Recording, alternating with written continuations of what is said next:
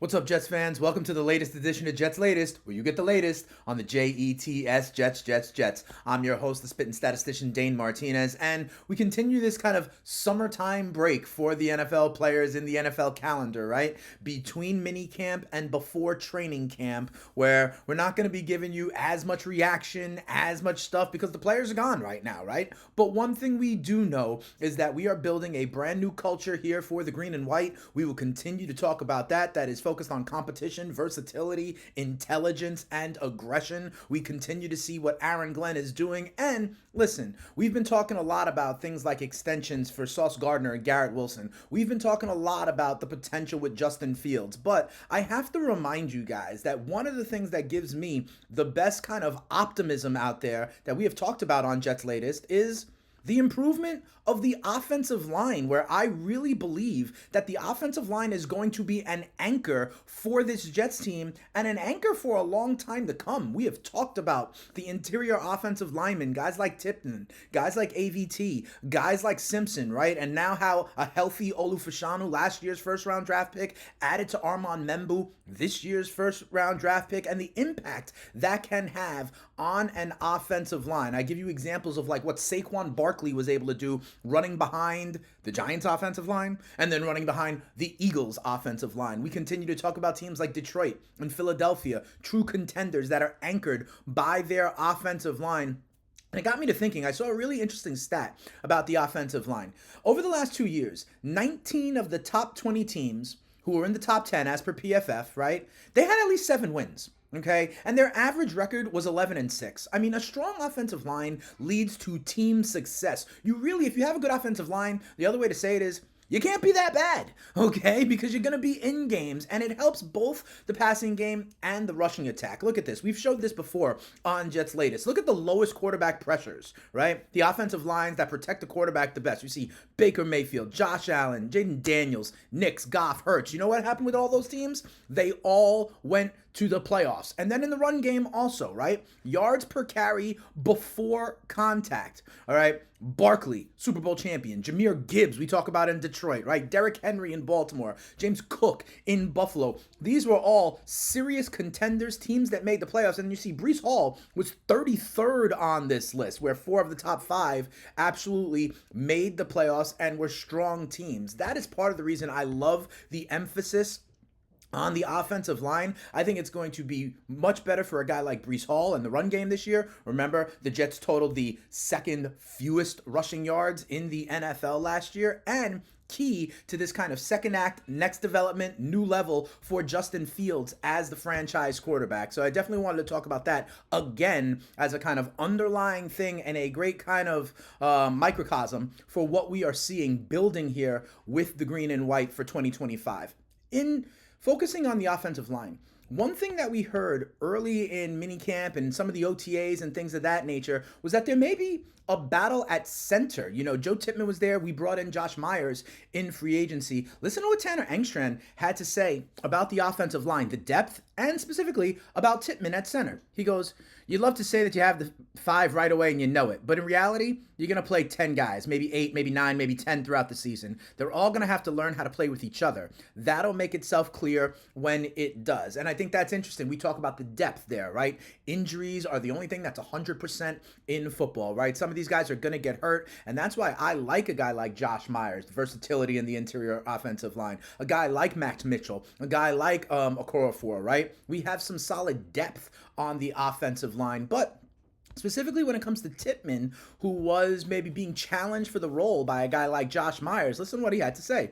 He goes, he's done a phenomenal job in there. Setting the huddle, making the mic points. You hear them calling out there, 53 is the mic, 53 is the mic, right? Making the calls, getting the O-line going the right way. That's one thing that we're kind of noticing as we go. It looks like things are coordinated up front.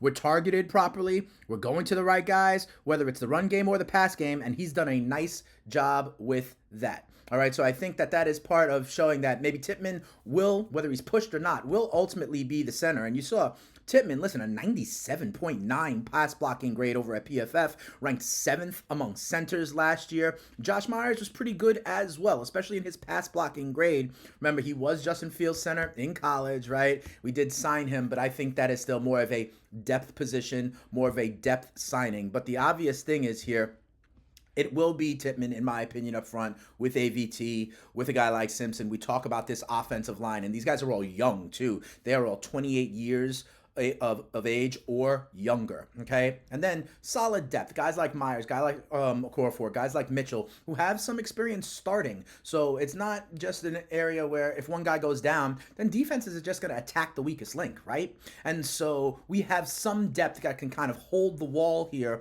and what I really think will be a huge part of the ascension of guys like Breece Hall, Justin Fields. The other thing, listen, switching over to the defense is if we're able to put up some points, that's going to let the defense be able to play the way they want to play. You hear it all the time, the idea that you could, like, quote unquote, pin your ears back and get after the passer, right? With our guys like McDonald, like Jamien Johnson, like Q, right? Like blitzes coming from everywhere, like Wilkes likes to do. We talked about this a lot, how not only that man coverage rate for Detroit with Aaron Glenn, but that they did bring pressure a lot, bring heat, bring blitzes. So that could be another element, and that is obviously done even more when you have the lead. We always talk about Sauce, we talk about Quinnen. One of the guys we've talked about on this show as well is Jamien Sherwood. Sherwood, who was one of the first kind of free agent re-signings for Darren Muji when he came in for free agency in March, and how he has been really an anchor of the defense and kind of come out of nowhere to be a Pro Bowl caliber player. He was literally 4th in the NFL in tackles last year with 109,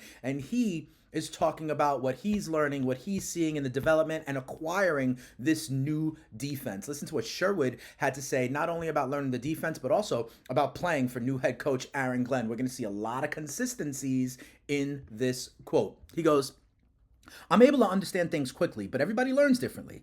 I study so much that when we come out on the grass, there's no question. I feel like it's my job as a teammate and a brother to help clear those areas up. This process has been great, not only for myself, but for my team. We're building a good foundation here, and I'm just excited for training camp. The good thing about our coaches is that they've all played in the league, so I get a chance to get a different perspective. All that means something to me, and I try to ask a question whenever I need it." You heard us talking about Aaron Glenn saying they're loading up over in OTAs so that when we get to training camp, they can hit the ground running, right? They know this already, and they can let their athleticism take over. That's something you hear from Sherwood as well. We hear Aaron Glenn talking about smart players, right? And Sherwood's talking about how he digests this. You also hear about the kind of teaching points. That's been another thing that has been a consistent focus, right?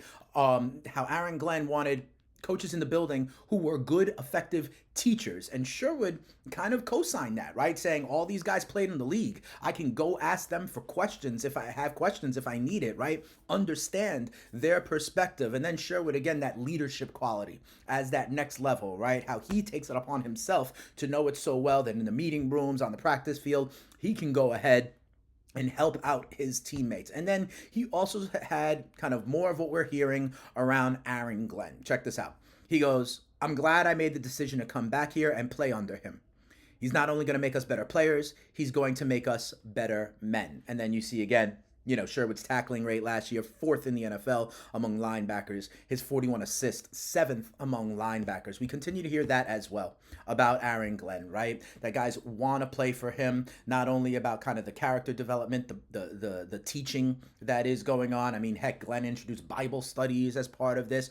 So many guys are saying they came to New York, stayed in New York, or are happy they got drafted by New York because of Aaron Glenn, all right? So I think, again, this is that kind of downtime between minicamp and training camp. Everyone is obviously going to say how much they love it. Everyone's obviously going to say how excited they are. But we here at Jets Latest are excited as well because we keep on hearing the same things at all levels. Veterans, stars, rookies, coaches, it doesn't matter. And that consistent vision from the front office and Muji on down through the coaching staff to the leading players to the rookies are all the same. That brand of player, what we are trying to do is starting to take root. And I'm quite frankly very excited to see what happens in training camp as we begin to develop. But remember, that offensive line is key. And I told you, a strong offensive line, the team just quite frankly can't be that bad. So when you look at the Jets and when you see a 5.5 win total, I'm telling you right now, I believe,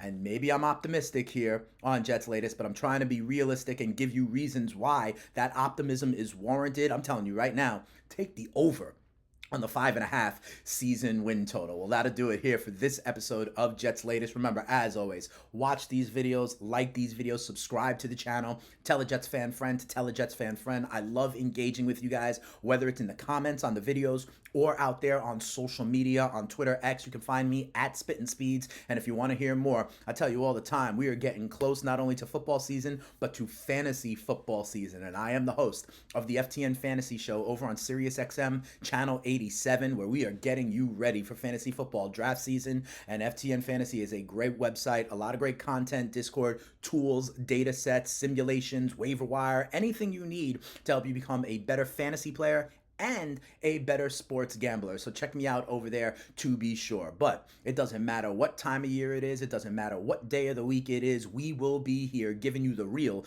on the green and white. Thank you to everybody that subscribed. Thank you to everybody that likes it. And thanks to everybody for keep coming back here to Jets Latest. We'll have more sometime real soon as we start looking towards training camp in the middle of July and what should be a brand new culture and a brand new feeling for the 2025 Jets. Jets. We'll see you next time. But for now, we out of here. Peace.